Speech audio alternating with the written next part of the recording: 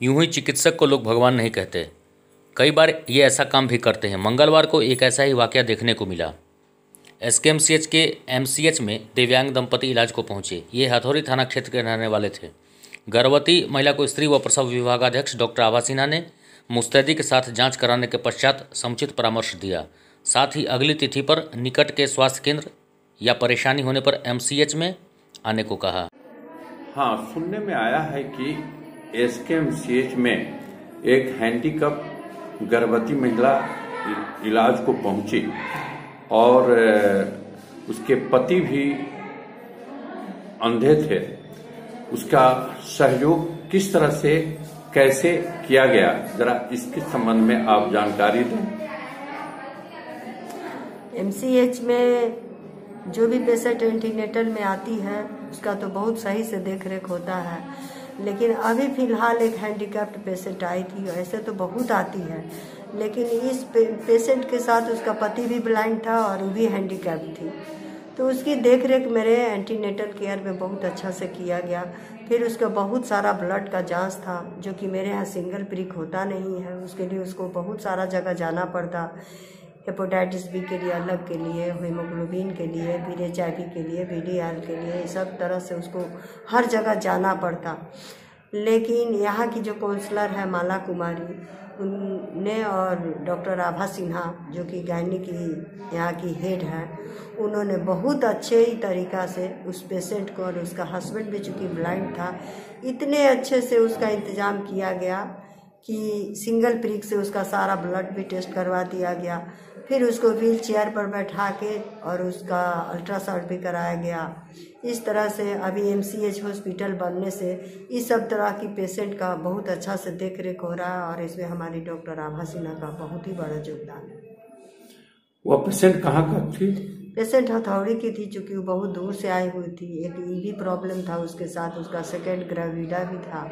Second gravida था, दूसरा बच्चा था उसका। बच्चा तो उसको नॉर्मली होता है, लेकिन उसको अदर भी प्रॉब्लम बहुत था। फिर उसको हम लोग उसके ट्रीटमेंट के लिए भी उसको मेडिसिन में भेजे थे, जो कि वहाँ भी उसका देख रेख हुआ है और उसकी दवा वहाँ भी चल रही है। वह उसका टाइम कब पूरा है? अगर अभी उसको टाइम, अभी डिलीवरी होने में उसको देर है। अभी उसकी डिलीवरी मार्च में होने वाली है। लेकिन उसको अगर आने में असुविधा होगी, उसको हम लोग बताए हैं कि तुम्हारा हथौड़ी के आसपास जो भी पीएचसी हॉस्पिटल है वहाँ तुम डिलीवरी करा लेना, इतना दूर क्यों आई थी। तो वो अभी मुजफ्फरपुर यहाँ मेडिकल कॉलेज के बगल में किसी रिलेटिव के आई थी, इसलिए उसको आना पड़ा। आपका क्या नाम हुआ? मेरा नाम है माला कुमारी। धन्यवाद। थैंक जी, अपने यहाँ एक हैंडीकैप पेशेंट आया, उसका कैसे कैसे क्या सेवा दिया गया?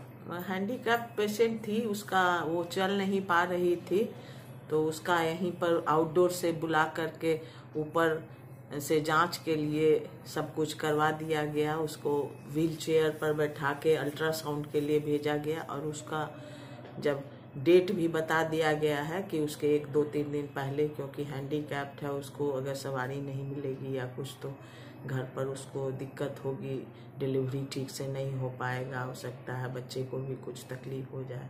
इसलिए उसको बता दिया गया है कि डिलीवरी के 1 सप्ताह पहले आकर के यहाँ एमसीएच में, श्री कृष्ण मेडिकल कॉलेज के एमसीएच भवन में आकर भर्ती हो जाएगी। उस समय फिर से उनका जो खून की जांच करवाई जाएगी, अल्ट्रासाउंड कराया जाएगा, और उसके बाद डिसाइड किया जाएगा कि उनको किस तरह से डिलीवरी कराया जाए।